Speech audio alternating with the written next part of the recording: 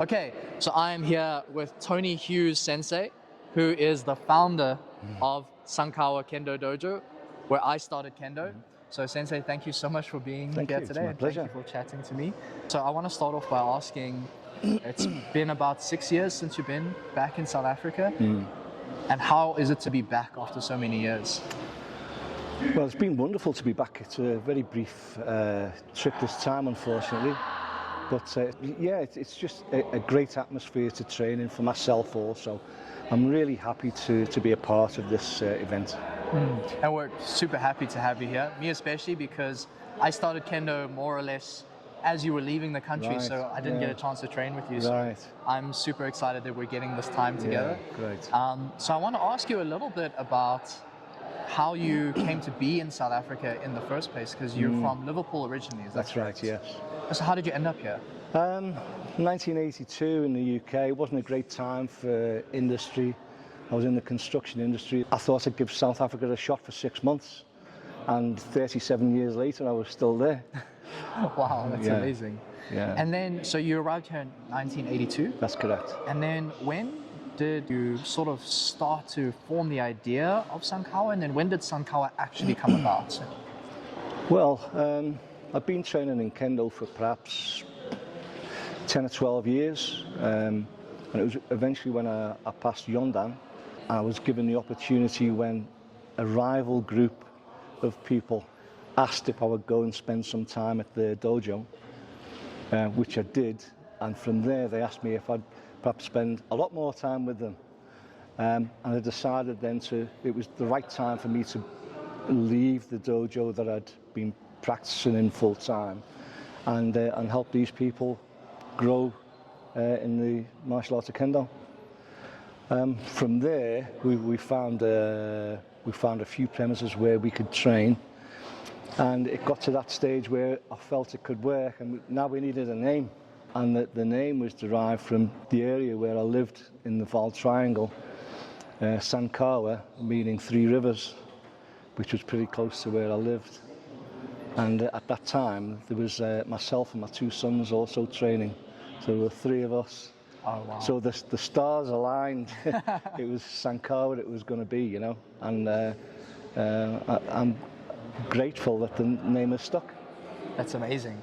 And still going strong today. Yes. We're still training there. We're still training kids and Yes. bringing new beginners in and everything. So fast forward about, I mean, we're almost roughly on our 20-year anniversary now as a Yes, dojo. that's right. So, I mean, how does it feel to see the dojo 20 years on now? What's changed? What stayed the same at Sankawa? Well, what's changed is you've certainly got more members. You've got younger members. You've got very enthusiastic members. It's great. What stayed the same is the heart that we had when we started it. We really wanted to make Sankawa a success, and we did everything we could to make sure that we practiced with Kendo heart, and that has permeated through for the last 20 years. And I'm glad to say, even after I've left, it seems to have carried on in that way. So it makes me feel really good to feel that, you know. When I first started at Sankawa, one of the first things that I heard in my first maybe couple of weeks was to give 100% of what you have. Yeah, that's correct. And now that you've come back and you're starting to train with us again, I heard the same phrase, but now actually from you. So it's been really interesting to hear the phrase that you passed down from my seniors, and then to now hear it from you. So I think that's also kind of, you know, the philosophy and the idea and the heart has really like carried through. And definitely I feel like that's embodied at Sankawa. So we have you to thank for that, Sensei. Yeah, it was just the fact that sometimes you don't always feel right on it, you know. So people sometimes carry injuries, they sometimes feel a little ill, bit of a snotty nose or whatever.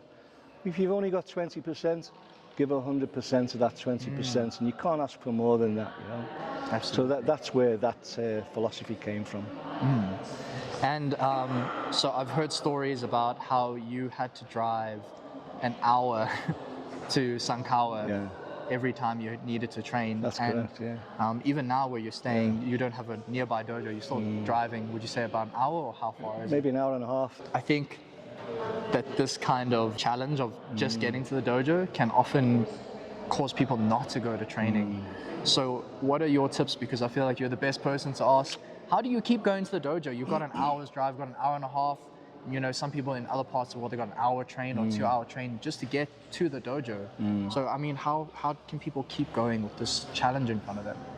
Well, the reason why I was really diligent in making sure I was there every Tuesday night, every Thursday night, most Saturday mornings, and having to do that journey every day.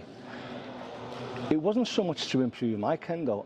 I knew that I'd started Sankawa Kendo Dojo, and there were new people coming to train all the time. So you've got to lead by example.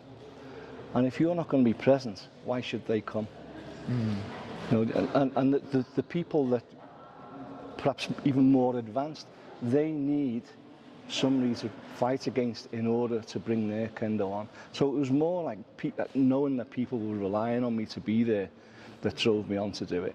And I think this is very important, that kendo's a very, you've got to have a very generous heart, I think, in order to carry on with kendo. Even during your fighting, allowing people to strike you and taking something from that, it's a very giving process. So that's what the excess traveling was all about. I had no problem with that. So it's about the people, knowing that you have a responsibility to them, they have a responsibility to you. We're doing this together. That's right.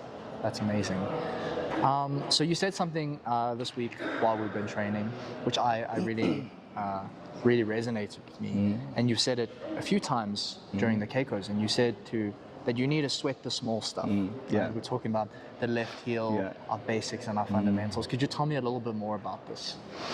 Well, the thing is, if you decide to let the small stuff go, even if it starts with one thing, and then you become comfortable doing something else which is not correct, you start taking other little bits out of it as well, because you know the human body and mind is naturally lazy. It'll do the things that it's comfortable with, and it can't always be that way. If you take too many bits and pieces out of the classic forms, it becomes something else, and it's easy to become a lifelong kendo practitioner that doesn't have true kendo fundamentals.